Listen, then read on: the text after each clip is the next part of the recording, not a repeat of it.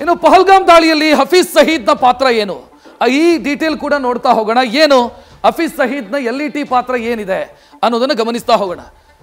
ಪಹಲ್ಗಾಮ್ ದಾಳಿಯ ಹಿಂದಿರೋದು ಹಫೀಜ್ ಸಯೀದ್ ಏನು ಸೃಷ್ಟಿ ಮಾಡಿರುವಂಥ ಉಗ್ರ ಸಂಘಟನೆ ಏನಿದೆ ಲಷ್ಕರ್ ಇ ತಯ್ಯಬಾ, LET ಅಂತ ಕರೀತಾರೆ.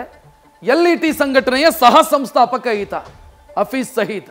LET ಅಂತಂದ್ರೆ ಒಳ್ಳೆಯವರ ಸೇನೆ ಅಂತ ಅರ್ಥ, ಒಳ್ಳೆಯವರ ಆರ್ಮಿ ಅಂತ. ಏನು ಒಳ್ಳೆಯವರು ಗೊತ್ತಿಲ್ಲ, ಮಾಡಿದ್ದೆಲ್ಲ ಮನೆ ಹಾಳು ಕೆಲಸ, ಮಾಡಿದ್ದೆಲ್ಲವೂ ಕೂಡ ಜಗತ್ತಿಗೆ ಕಂಟಕ ಆಗುವಂಥ ಕೆಲಸ.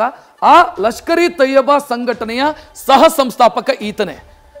ಇನ್ನು ಇಡೀ ದಾಳಿಯ ಸಂಚು ರೂಪಿಸಿದ್ದು LET ಕಮಾಂಡರ್ ಫಾರೂಕ್ ಅಹಮ್ಮದ್ ಅನ್ನೋದು ತನಿಖೆಯ ಸಂದರ್ಭದಲ್ಲಿ ಗೊತ್ತಾಗಿದೆ.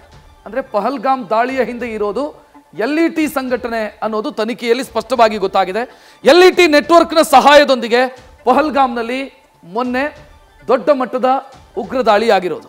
ಇನ್ನು ಪಹಲ್ಗಾಮ್ ದಾಳಿ ಮಾಡಿದ ಉಗ್ರರಿಗೆ ತರಬೇತಿ ಕೊಟ್ಟಿರೋದು LETಯ ಕಮಾಂಡರ್, ಅಂದ್ರೆ ಲಷ್ಕರ್ ಇ ತಯ್ಯಬಾದ ಕಮಾಂಡರ್. ಪಹಲ್ಗಾಮ್ನಲ್ಲಿ ದಾಳಿ ಮಾಡಿದ ಉಗ್ರರೊಂದಿಗೆ LET ಸಂಘಟನೆ ನಿರಂತರ ಸಂಪರ್ಕವನ್ನು ಹೊಂದಿತ್ತು ಅನ್ನೋದು ಕೂಡ ತನಿಖೆಯ ಸಂದರ್ಭದಲ್ಲಿ ಗೊತ್ತಾಗಿದೆ. ಇನ್ನು ಕಾಶ್ಮೀರದಲ್ಲಿ ನೆರವು ನೀಡಿದಂಥ ಉಗ್ರರಿಗೂ ಕೂಡ LET ಸಂಪರ್ಕ ಇರೋದು ಪತ್ತೆಯಾಗಿದೆ. ಅಂದರೆ LET, ಜಮಾತ್ ದಾವಾ ಮತ್ತು ಜೈಷೆ ಮೊಹಮ್ಮದ್ ಈ ಎಲ್ಲ ಸಂಘಟನೆಗಳಿಗೆ ಸೇರಿ ರೆಸಿಸ್ಟೆಂಟ್ ಫ್ರಂಟ್ ಅಂತ ಮಾಡಿಕೊಂಡಿದ್ದಾವೆ ಕಾಶ್ಮೀರದಲ್ಲಿ. ಆ ರೆಸಿಸ್ಟೆಂಟ್ ಫ್ರಂಟು ಈ ದಾಳಿಯನ್ನು ಮಾಡಿರೋದು, ಅದರ ಹಿಂದೆ ಇರೋದು LET ಅನ್ನೋದು ತನಿಖೆಯ ಸಂದರ್ಭದಲ್ಲಿ ಗೊತ್ತಾಗಿದೆ. ಇನ್ನು ಪಹಲ್ಗಾಮ್ ಅಟ್ಯಾಕ್ಗೆ ಹಫೀಜ್ ಸಯೀದ್ ಸೂಚನೆ ಕೊಟ್ಟಿರೋ ಬಗ್ಗೆಯೂ ಕೂಡ ತನಿಖಾ ಸಂಸ್ಥೆಗಳಿಗೆ ಆ ಅನುಮಾನ ಇದೆ. ಇದಿಷ್ಟು ಹಫೀಜ್ ಸಯೀದ್ಗೆ ಸಂಬಂಧಿಸಿದಂತೆ ಆತನ ಇನ್ವಾಲ್ವ್ಮೆಂಟು ಈ ಕೇಸಲ್ಲಿ ಅಥವಾ ಪಹಲ್ಗಾಮ್ನ ಉಗ್ರ ದಾಳಿಯಲ್ಲಿ ಆತನ ಇನ್ವಾಲ್ವ್ಮೆಂಟ್ ಎಷ್ಟಿದೆ ಅನ್ನೋ ವಿಚಾರಕ್ಕೆ ಸಂಬಂಧಿಸಿದಂಥ ಮಾಹಿತಿ. ಒಟ್ಟಲ್ಲಿ ಹಫೀಜ್ ಸಯೀದ್ ಬೇರೆ ಬೇರೆ ಕೇಸಲ್ಲೂ ಭಾರತಕ್ಕೆ ಬೇಕಾದವನು, ಬೇರೆ ಬೇರೆ ಉಗ್ರ ದಾಳಿಯಲ್ಲೂ ಕೂಡ ಭಾರತಕ್ಕೆ ಬೇಕಾದವನು.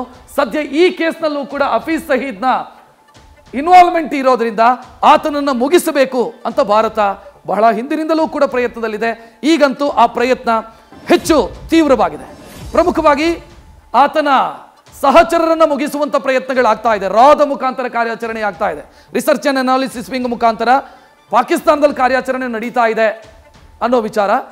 ಅಂದರೆ ಅಪರಿಚಿತರು ಇನ್ ಆಕ್ಷನ್, ಅನಾಮಿಕರು ಇನ್ ಆಕ್ಷನ್ ಅಲ್ಲಿ ಆತನ ಸಹಚರರನ್ನು ಹುಡುಕಿ ಹೊಡೆಯುವಂಥ ಕೆಲಸಗಳು ನಡೀತಾ ಇದ್ರೆ ಹಫೀಜ್ ಸಯೀದ್ ಒಬ್ಬ ಬಾಕಿಯಾಗಿದ್ದಾನೆ. ಆತನನ್ನು ಕೂಡ ಈ ಬಿಸಿಯಲ್ಲೇ ಹೊಡೆದುರುಳಿಸಬೇಕು ಅನ್ನುವಂಥ ಲೆಕ್ಕಾಚಾರದಲ್ಲಿ ಭಾರತ ಇದೆ.